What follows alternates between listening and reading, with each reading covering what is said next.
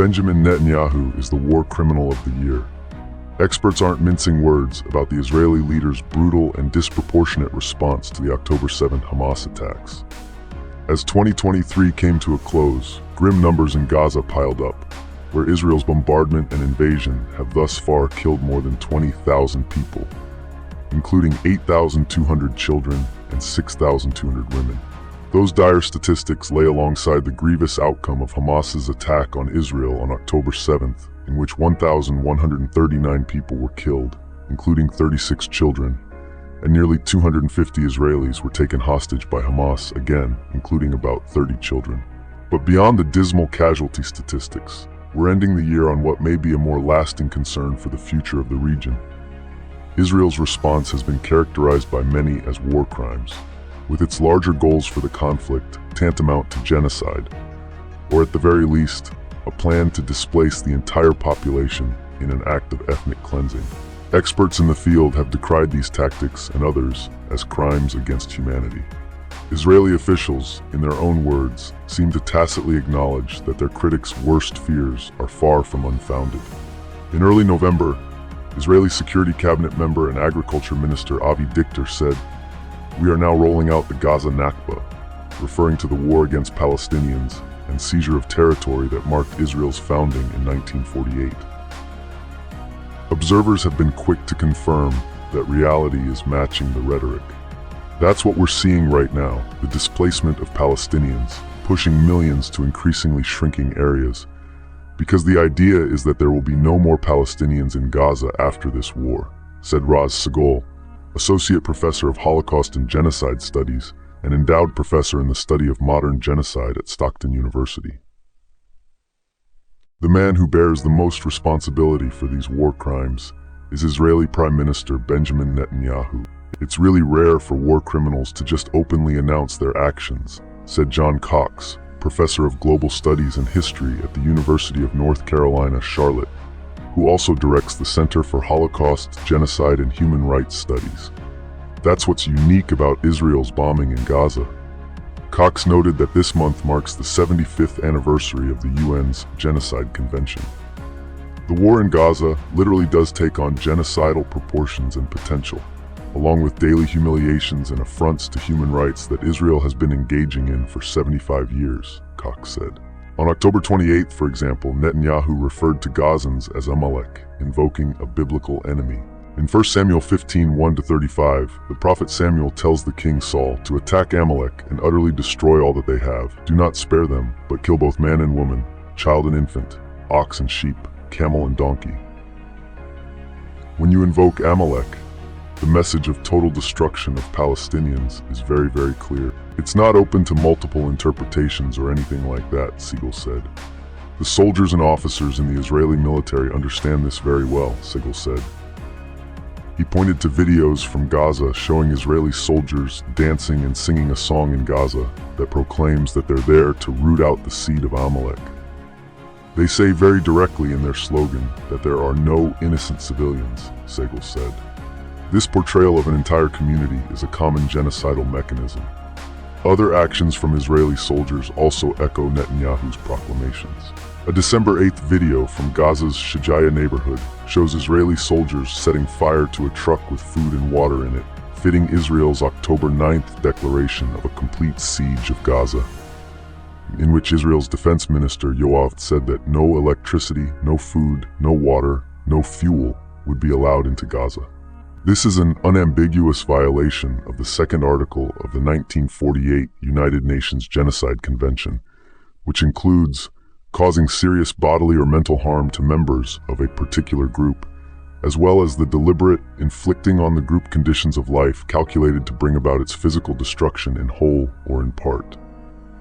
Numerous experts are all saying that what we're seeing in Gaza is unprecedented levels of destruction and killing, very similar and probably more intense than the Russian invasion of Ukraine in the first months of the invasion, which Biden described as genocide, Segel said. For Netanyahu specifically, he's been the head of state for the vast majority of time in the last 15 years, said Segel. What we're seeing in Gaza, we can argue in many ways, it's the culmination of Netanyahu's policies towards Palestinians, not just in Gaza, Israel's invasion has brought perverse, 21st century innovations into the field of genocide. The use of artificial intelligence in generating and identifying military targets, which has resulted in an exponential increase in the casualty statistics. This technology has enabled the Israeli military to expand its attacks on the civilian populace, raining down death on private residences, as well as public buildings, infrastructure, and high-rise blocks, which ensures that more civilians will be killed. Netanyahu is someone who really is like Trump, utterly without any scruples or decency whatsoever, said Cox.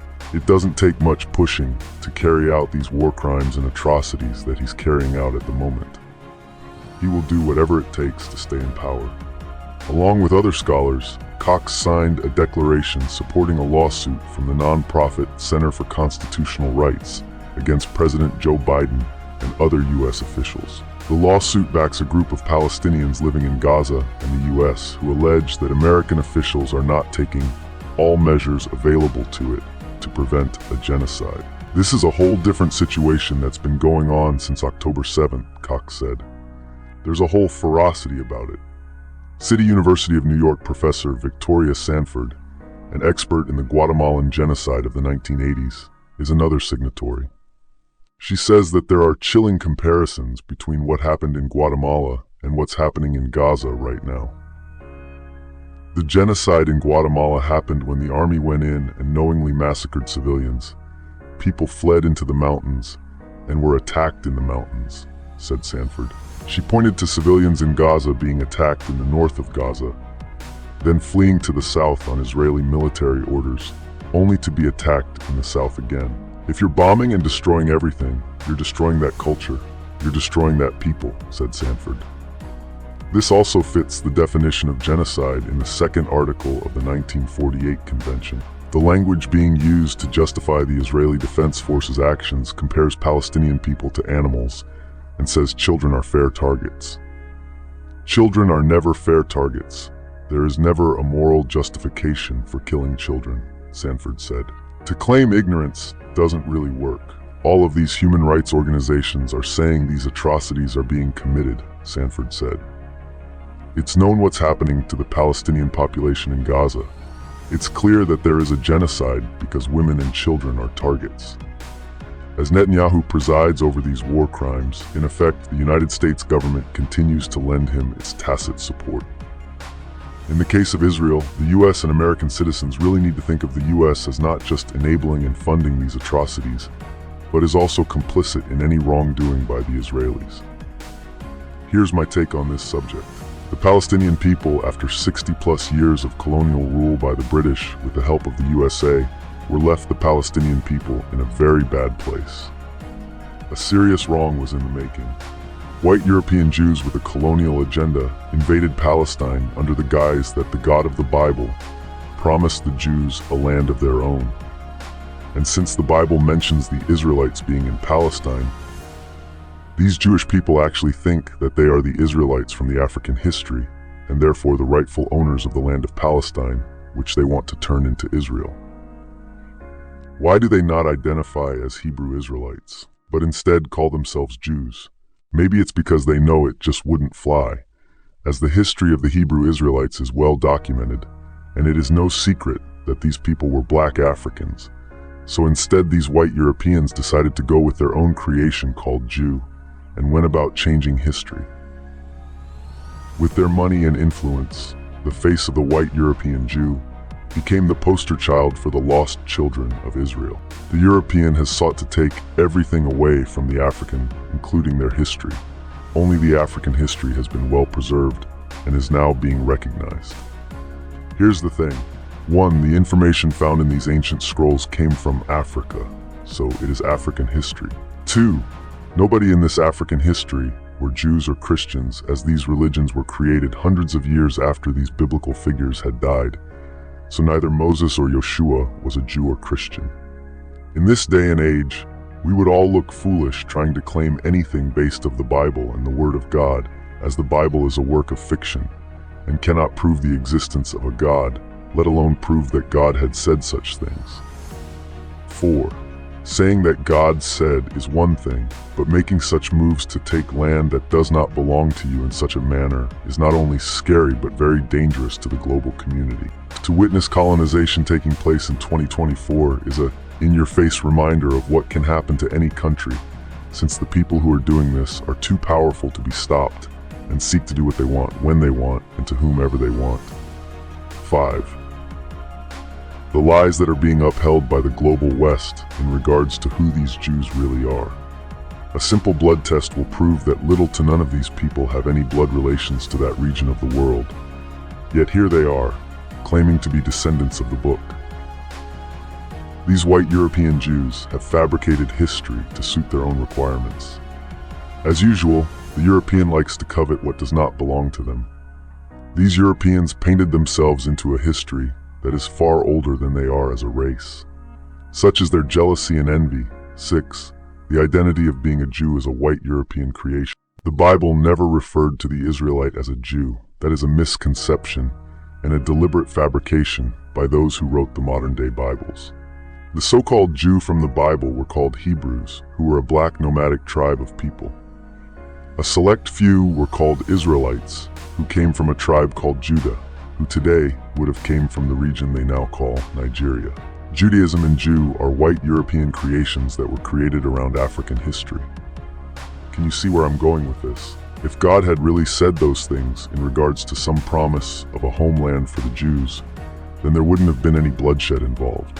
But the reason why Israel is in turmoil right now is because if such a promise does exist and is true, then this promise is for the Israelites, not the Jew, as the Jew is a European creation, and as such is not recognized by the God of the Bible.